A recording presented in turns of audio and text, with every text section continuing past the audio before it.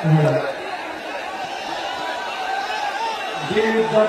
উদ্দীপনা উচ্ছ্বাস সবটাই কিন্তু আমাদের দলের প্রতিষ্ঠাতা রাজপুরুষ বিজেলা আব্বাস দিদিকে ভাবাই রেখেছে বিপিন যায় ভাই কিছু লোকের দেখতে আপনারা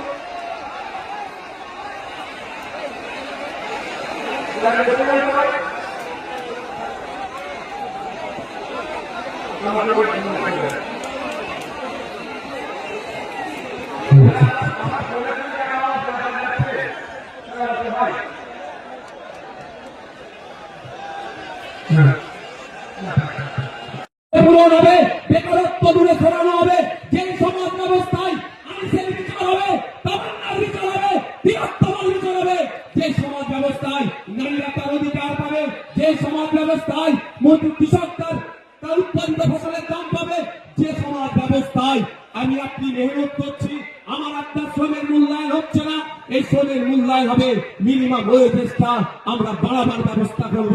যে সমাজ ব্যবস্থায় নারীদের হাতে শুধু ১,১২০০ টাকা তুলে দেওয়া নয়, নারীদেরকে ক্ষমতায়ন করতে গেলে আমরা মনে করি কম করে ৫,০০০ টাকার ব্যবস্থা করতে হবে। সেই সমাজ ব্যবস্থা আমরা নিয়ে আসবো। তবে ৫,০০০ টাকা দেওয়ার সাথে সাথে রাজ্য কিছু কাজ বুঝে নেবে।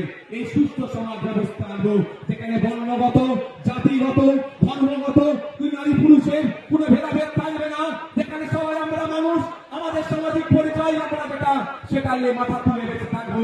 সেই সমাজ ব্যবস্থা নিয়ে আসবো।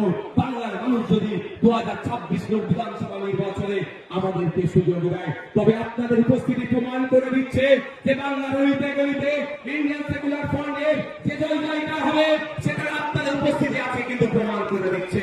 আপনারা মাঠে যারা আছেন, আপনারা হয়তো বাইরে জানতে পারছেন না, আমি তো একটার পরে এখানে এসেছি, আমি বাইরের অবস্থাটা একটু ঘুরে ঘুরে দেখছিলাম।